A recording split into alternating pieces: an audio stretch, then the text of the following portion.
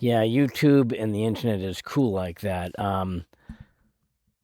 It's kind of cool. You can do like any search on any subject you want and find information that you're looking for. Um, this one here, 11 reasons to rethink becoming a truck driver in 2025, 2026. Let's see what he's talking about. Imagine being able to build an app with your name on it, just by thinking about it. Meet Base 44, a complete AI creation platform. Describe what you AI want completion platform. Oh, and watch there it we take go. shape. Hit the wrong one. Dude. So family, I'm at the truck stop the other day, and this guy comes up to me out of the blue, says he watches my YouTube videos, he loves them, and he's getting into trucking. But here's the twist. He actually wants me to talk him out of it. Not because he was unsure, but because he wanted to test himself. He wanted to see I really want to go into the trucking industry. Can you talk me out of it? if he had really done his homework and his due diligence as far as what to expect when he gets in this profession. In other words, he wanted to feel that he was truly ready. So I tried. I gave him every I love the stay tuned hat, by the way. single truth that I could think of. No sugarcoating, all straight up factual stuff. I didn't want to overdo it. But this guy actually did well. He walked away feeling like he was, for the most part, aware of at least most of what he might have to endure getting into this profession these days. And that gave me an idea. I want to put you through that same test. So in this video, I'm going to give you 11 reasons why you might want to rethink getting into trucking in 2025 and 2026. Consider this your mental stress test. If you can hear all 11 and still want in, you might just be ready. First reason. The helpful trucker. Let's see what are his 11 reasons to not get into trucking. Number 1. You should rethink getting into trucking in 2025 and 2026. Currently, freight rates are still in the dump. Right now, we're in a long freight slump that's been dragging on since the pandemic. There's too many trucks on the road, chasing too few loads. Generally speaking, it means rookies coming in are getting fewer miles and lower paychecks. Number 2, mega carriers are flooding the market with new drivers. Because the rates are so low, I think the mindset is companies always want to have access to drivers that are willing to run that freight at that reduced rate. For example, the rookie driver pool. So for the most part at this point, mega carriers are just cycling new drivers, rookies, through these low-paying entry-level type jobs just to keep their trucks moving at the end of the day. And that's generally what they're looking for, because I've seen some other employment situations where the company gets busy and they hire a bunch of 22-year-olds they're either hiring a 22-year-old or they're hiring a retiree that doesn't want to make a lot of money because they'll lose their government benefits.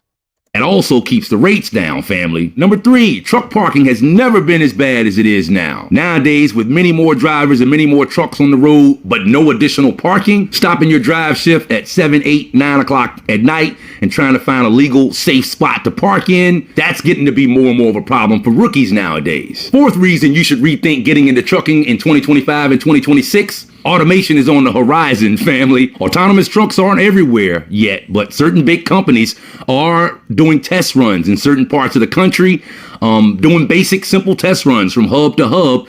And they're coming for that segment of jobs first. It's probably going to be a while before autonomous technology is able to infiltrate the short run market, the drivers that have a more complex job, basically. But the basic runs, all on the interstate, I believe in the next 3 to 5 years, we're going to start hearing about job loss in those segments because of autonomy coming on the horizon. So that's something that new people got to deal with. Number 5, inflation. And I'm not just talking about general inflation, family. I'm talking about like supplies at the truck stop or showers or food at the truck stop. This stuff has skyrocketed since 2020, family, which means living on the road is now going to eat up a whole lot more of the rookie's paycheck, especially if they're not good at planning. Number 6, regulation crackdowns are more abundant than ever. Speed limiters and stepped up DOT blitzes and all the other stuff that they're cracking down on as far as regulations boils down to.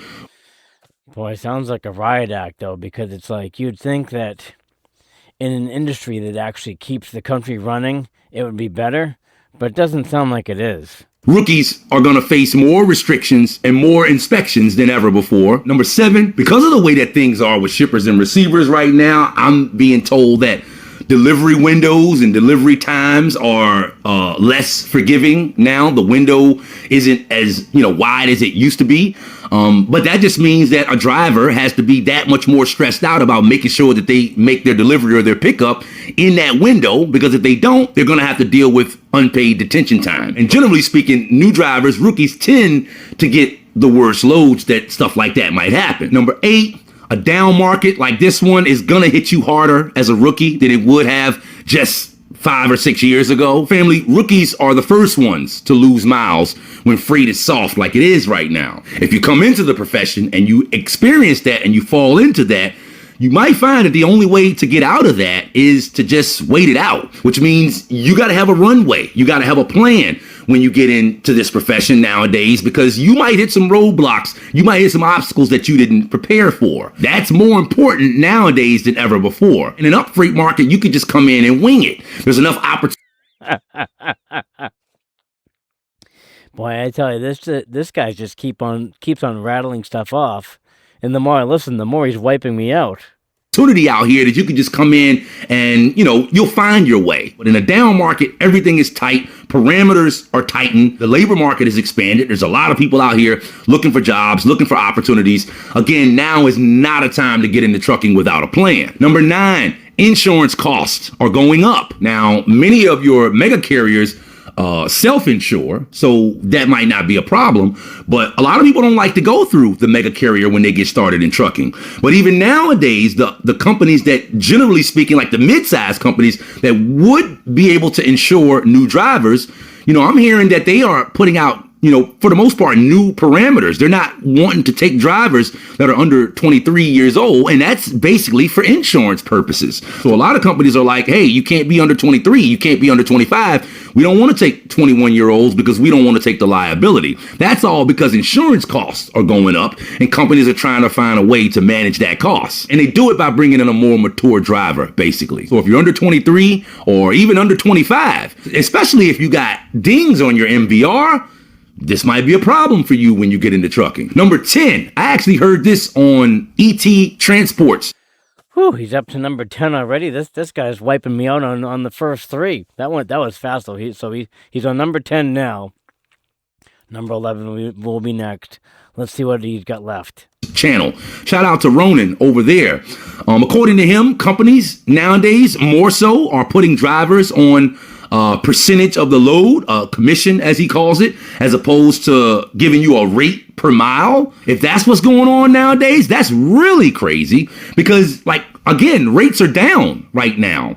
So if you're thinking from the company owner perspective, if rates are down, it makes sense to give your drivers a portion or a commission or a percentage of that down rate. That way, what you pay them is directly related to what you get paid as the company. And interestingly enough, when rates go up, that's when a company wants to lock you into a rate, because they want to take advantage of any of the potential upside during that boom cycle. They don't want you to be able to participate in that as well. That pay structure would look more like when rates are up, drivers get a commission, so they're getting a percentage of that increased rate. And when rates are down, companies will allow drivers to lock in a per mile rate. That way the driver doesn't have to suffer if the load overall doesn't pay much. But companies aren't going to do that. They're going to protect their own interests. So if you're a rookie getting into the profession, you definitely need to watch out for this getting started. Yes, protecting your own interests. That can get interesting depending on your industry. Because these companies are looking for any kind of way that they can to take the money back from you that they're giving you. And number 11, this job nowadays, family, is more stressful than ever. Physical and financial pressure, isolation and loneliness, information overload, prolonged sitting, irregular sleep patterns are just a few of the circumstances that cause drivers to deal with anxiety and Woo-wee! Again, like I said, the more he talked, the more he's wiping me out. Depression at levels never before seen in this profession. This is a tough job nowadays, family, and anybody really doing it can tell you that. So you've heard all 11 reasons why you should rethink getting into trucking in 2025 and 2026. Here's my question. What's your plan for dealing with all of this? What's your plan for avoiding some of this? Now is not a time to get in trucking without a plan. Does your expectation of trucking match any of what I just now shared? Are you sitting there right now like, well, yeah, I'm aware of most of that and I think I'm ready for it? Or are you sitting there like, holy shit, that's what I'm going to have to deal with? If what I just shared with you is the road ahead, how are you preparing for it? I really would like to know your responses to these questions. Let me know down in the comments. Let me know down in the comments below. Yes, it's one of those situations where, and I've seen it too in my profession, to where you might want to look into a bigger company because the bigger company is going to have more fringe benefits. You start looking at evaluating the stuff for the small company, you might get a little spread thin with some of the features and benefits they're looking to give you. So let's wrap this one up. That was a very interesting expose. Let's drop this down to this screen and come over to this screen, and here we go.